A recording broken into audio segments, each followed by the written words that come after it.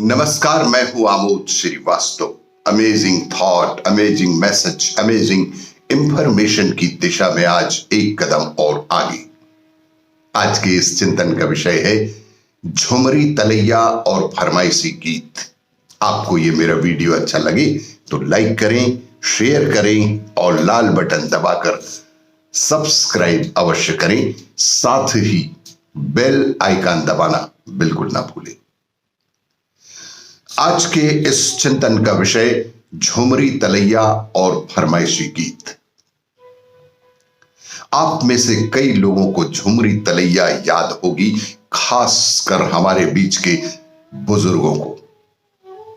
यहां झुमरी तलैया की कहानी है जो शायद इस क्षेत्र का सबसे लोकप्रिय शहर है। लेकिन क्या आप जानते हैं कि झुमरी तलैया को यह पंथ, यह सम्मान, यह दर्जा कैसे मिला? शायद आप में से कुछ लोगों का अंदाजा हो, मूल रूप से एक अल्पज्ञात शहर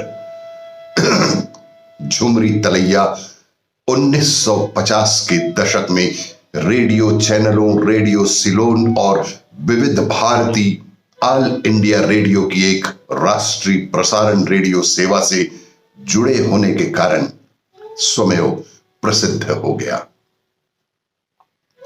ऐसे समय में जब टीवी चैनल और एफएम स्टेशन अभी तक भारत में नहीं आए थे, ऑल इंडिया रेडियो एक बेहद महत्वपूर्ण राष्ट्रीय घटना थी।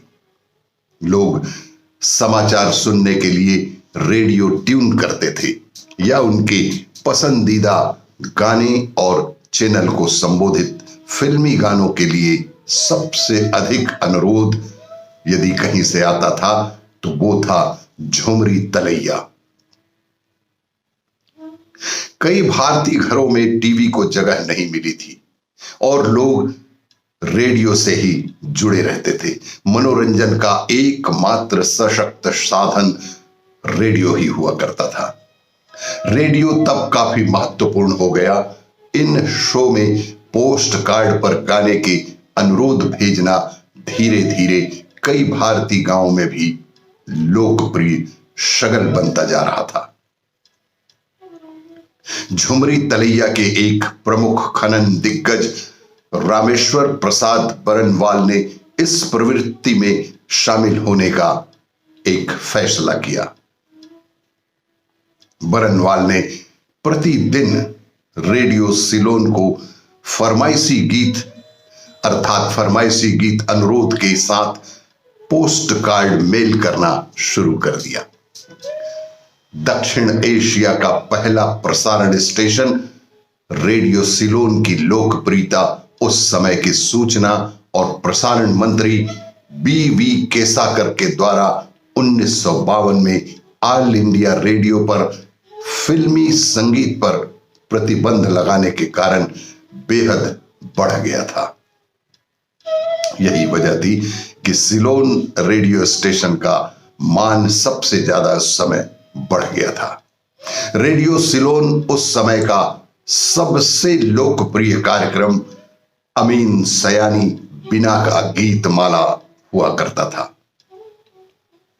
इस कार्यक्रम में मेजबान ने उन चुनिंदा हिंदी गीतों को बजाया जो उन्हें डाक के माध्यम से भेजे गए थे। डाक के माध्यम से भेजे गए अनुरोध पत्र के हिसाब से ही गानों का चयन किया जाने लगा।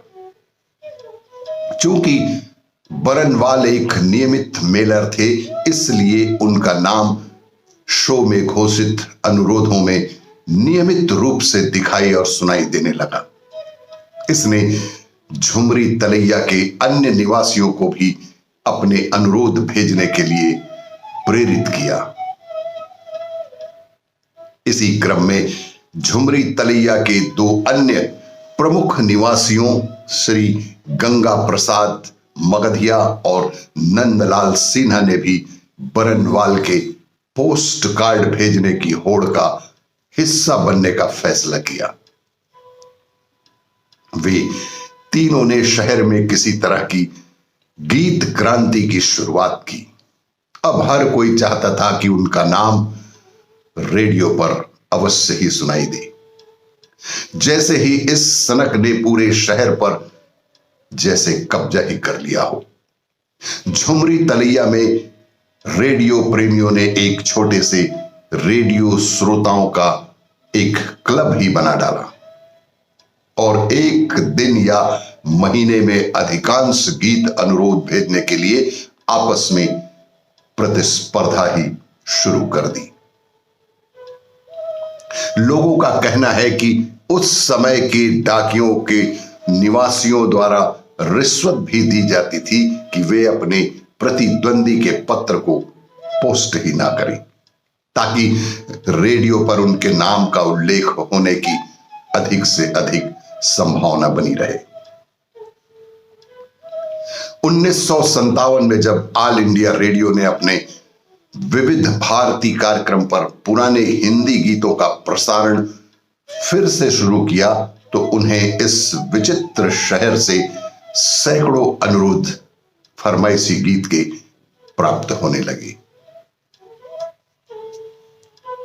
श्रम को बचाने के लिए चैनल ने पोस्ट कार्ड पर अनुरोध प्रारूप मुद्रित किया, जहां व्यक्ति को केवल अपने हाथ से गीत का विवरण भरने की ही आवश्यकता होती थी। कई श्रोताओं ने सोचा कि यह एक काल्पनिक जगह है। धीरे धीरे नाम एक शहरी किंवदंती बन गया। अलग अलग राज्यों में कई झुमरी तलैया रेडियो श्रोता क्लब बनने लगे और झुमरी तलैया की बढ़ती लोकप्रियता का मुकाबला करने के लिए नांदेड़, राजनांदगांव, नया और पुराना जालना, इस तरह के कुछ अन्य गांवों ने भी बड़ी संख्या में पोस्ट कार्ड भेजना शुरू कर दिया। विशेष तौर पर राजनांदगांव से शरद अग्रवाल, जीवराम भाई राठौर, जब्बार कुरैशी, भाटापारा से बचकामल, पिथौरा से सुरजीत सिंह चमन, बालोद से वीरेंद्र कुमार मोजेस, डोंगरगांव से महेश श्रीवास्तव, दीपक सिंह ठाकुर तथा कौड़ी कसा से पीतांबर श्रीवास्तव के नाम बहुतायत से रेडियो में फरमाइशी गीत के लिए आने लगे थे। झुमरी तलैया गाने के अनुरोध का चलन 80 के दशक तक जारी रहा। जब टेलीविजन ने लोकप्रियता हासिल करना शुरू किया और डाक की लागत में वृद्धि हुई, इतने सारे वीडियो विकल्प उपलब्ध होने के कारण निवासियों, विशेषकर युवाओं को अब अपने पसंदीदा गाने सुनने के लिए रेडियो ट्यून करने की आवश्यकता नहीं रही।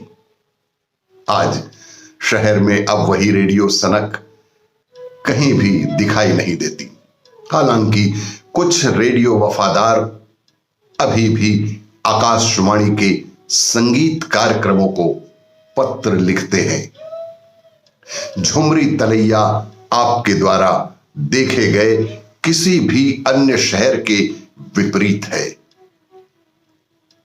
यह एक ऐसा शहर है जो वास्तविकता और दंत कथाओं की सीमा को पार करता है और आपको ऐसे समय में ले जाता है जब जीवन बेहद सरल हुआ करता था, थोड़ा लंबा लेकिन दिलचस्प हुआ करता था। आपको ये मेरा वीडियो अच्छा लगे तो लाइक करें, शेयर करें और सब्सक्राइब अवश्य करें। धन्यवाद।